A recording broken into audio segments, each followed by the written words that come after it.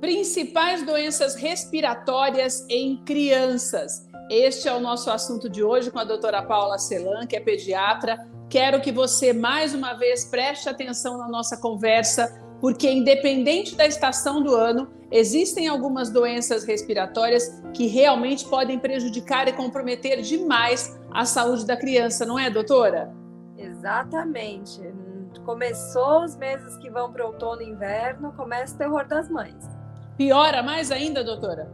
Piora, olha, do mês de março até o finzinho de setembro é uma época bem terrível para as mães mesmo, porque no outono começam a circular muito mais vírus respiratórios e é aí que começam os problemas. As crianças contraem mais vírus, aí vão para a escolinha, tem maior propagação de vírus nesses ambientes, porque o contato das crianças é mais próximo, elas ficam mais tempo juntas, compartilham brinquedos, e aí pode acontecer a maior transmissão dos vírus e, consequentemente, elas ficarem mais doentinhas. Doutora, quais são os principais vírus, as principais doenças Vamos falar em todas as épocas do ano. Primeiro, já que estamos falando do outono e no inverno, quais são as principais doenças e o que as mães devem atentar para evitá-las? Bom, com certeza em disparado, né, os resfriados, que são causados por vírus e, em geral, como que a mãe vai perceber? A criança pode ter febre por uns 2 a 3 dias, começa com coriza, pode ter tosse, a tosse inicialmente ela é um pouco mais seca, depois começa a ficar secretiva. Todo esse período aí para o vírus ir embora, ele pode demorar 10 a 14 dias. O pico dos vírus, geralmente entre o 3º e 5º dia, aparecem os sintomas mais chatinhos, que a criança fica mais congestionada, um pouco pior. E aí, depois disso, a tendência é ir começando a evoluir para uma melhora, mas uma recuperação completa só se dá entre 10 e 14 dias. E até por isso que muitas mães reclamam que meu filho entrou na escola e aí toda hora tá doente. E por que acontece? Porque muitas vezes a criança não se recuperou completamente daquele vírus que ela pegou e já pegou outro. Porque assim mesmo, a velocidade de contaminação ali é muito alta, né? Já visto que também vem na pandemia aí do Covid, tanto que esse vírus aí contamina as pessoas. Nós estamos falando de crianças, mas existe uma idade em que a criança é mais suscetível à contaminação por esse tipo de vírus? Sim, com certeza. Em geral, assim, quanto menor a criança, mais suscetível a vírus ela está, porque o sistema imunológico da criança ainda está em formação. Um bebezinho, um recém-nascido, que ainda está recebendo aleitamento materno, não recebeu todas as vacinas, é uma criança extremamente suscetível a infecções respiratórias. Mas, para ficar bem de olho em crianças até 2 anos, é o que a gente tem que ficar esperto, que a mãe tem que ficar esperta mesmo, porque é uma criança que está construindo o seu sistema imune. E que também não tem uma dificuldade maior de expressão, né, doutora? Exatamente. A mãe tem que ter mais atenção, porque a criança não vai reclamar tanto, né? Não vai. A primeira manifestação, ou vai ser febre, ou a criança vai ficar aquela criança caidinha, prostradinha, sem querer comer direitinho, e a mãe vai... Sempre que a criança não está comendo, a mãe acha estranho, né? É verdade. uma preocupação muito grande delas. E, na verdade, é uma preocupação real, tem que se preocupar mesmo. Tem que, claro.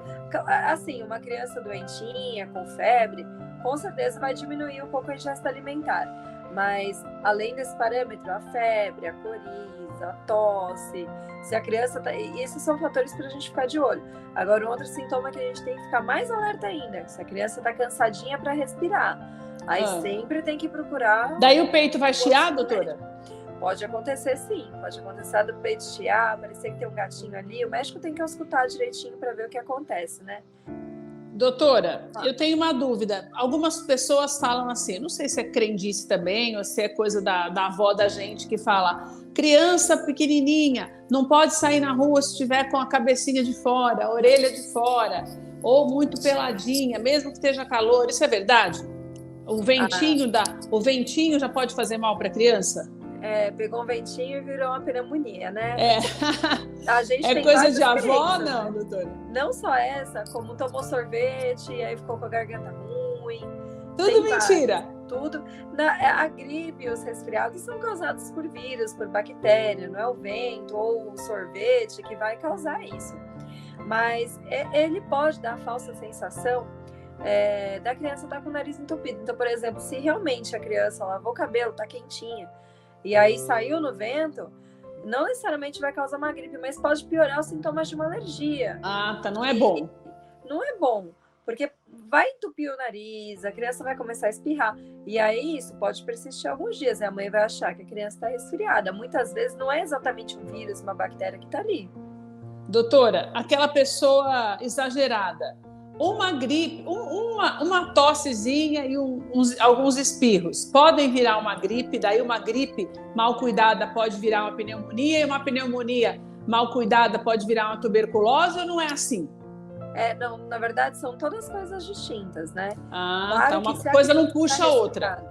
Mas assim, se a criança está resfriada, o sistema imunológico dela está ali tentando reagir. Se ela for bombardeada, talvez, por alguma outra bactéria, ela fica mais suscetível a infecções, né? Se ela for ali pegar outra bactéria, pode ser que ali evolua para uma pneumonia secundária.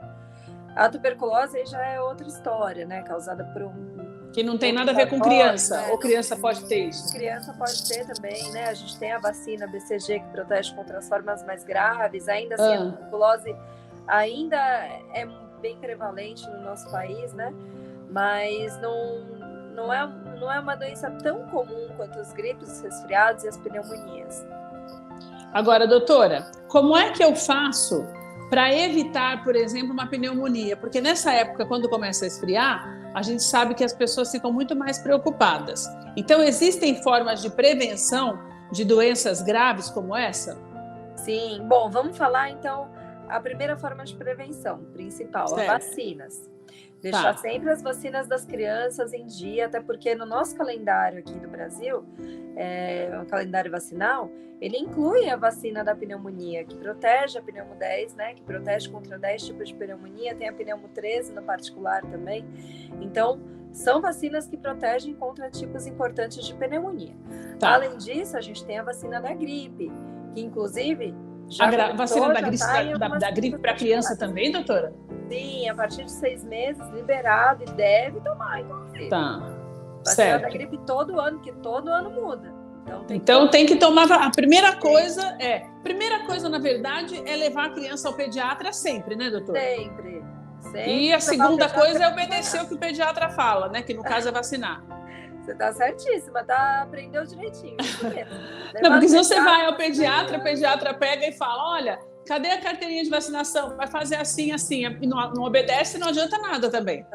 E olha, uma das primeiras perguntas que eu faço na consulta, cadê a carteirinha, que a gente tem que checar mesmo. E às vezes passou batida alguma vacina, né?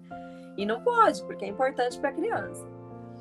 E aí temos outras formas de prevenir, que é a alimentação, né? Alimentação, comer bem, dormir bem, é o segredo para prevenir qualquer doença. Doutora, para criança, o que é comer bem? Comer bem não é quantidade, é qualidade. O que é legal dar para uma criança acima de 2 anos de idade, 3 anos, que é a idade que a criança já vai para a escolinha? A criança, na verdade, a partir de 6 meses que a gente vai fazer a introdução alimentar, a alimentação de qualidade. Qualidade é bastante fruta, legumes e verduras. Certo. E as carnes, né, a proteína e tudo mais. Até os 2 anos, a gente evita doce, coisas gordurosas, fritura, refrigerante, então nem pensar. A partir dessa idade, que a criança talvez comece a consumir essas coisas com moderação, com moderação, equilíbrio. Certo.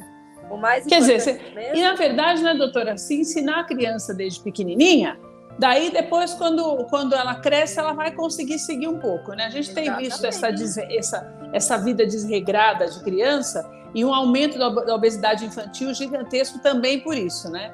E também vários tipos de doenças, né, doutora? Sim, com certeza. E a má alimentação contribui para isso. E, na verdade, não tem casa que você não quer que seu filho coma, né? Isso é primordial.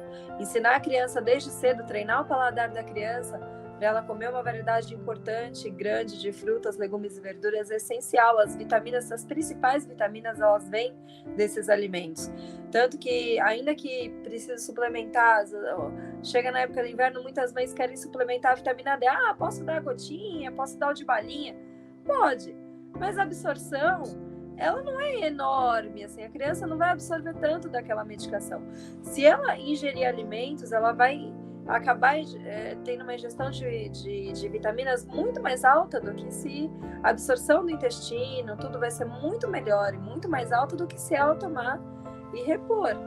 Qualquer vitamina está no alimento, né, doutora? Exatamente. E o outro fator é dormir bem, né? As crianças precisam ter uma noite de sono adequada para conseguir recuperar o sistema imunológico. E pode perceber, criança que come bem, dorme bem, fica menos doente. Vacina em dia e consulta com o pediatra, então... Doutora, o que é esse dormir bem também, para a gente encerrar? Quantas horas é ideal para a criança dormir? Aí varia um pouquinho conforme a idade, né?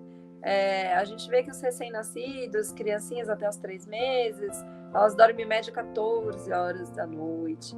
E depois isso vai reduzindo, né? Até um ano, de 6 meses ao ano, vai reduzir para 12. Uma criança maiorzinha que eu falo é entre 1 ano e 3 anos, eles dormem em média 11 horas por noite, depois cai para 10 horas por noite. Mas em geral é isso. O ideal, até uma criança maior, que vá até uns 13 anos, o ideal é que durma 10 horas por noite, para ter um dia adequado, né? Isso sem contar as sonecas do dia, porque a partir dos 3 anos, talvez a criança nem faça mais. Doutora, muito obrigada pelas suas informações, viu? Que bom conversar com você. Um beijo para você e um beijo para você que está acompanhando a gente também. Quero te convidar a se inscrever no nosso canal. Entre lá, se inscreva ali, faça a tua inscrição e já ative as notificações, porque nós temos conteúdo novo todos os dias para você acompanhar. E você também, claro, pode continuar nos ouvindo por todas as plataformas digitais. Um beijo para você e até a próxima.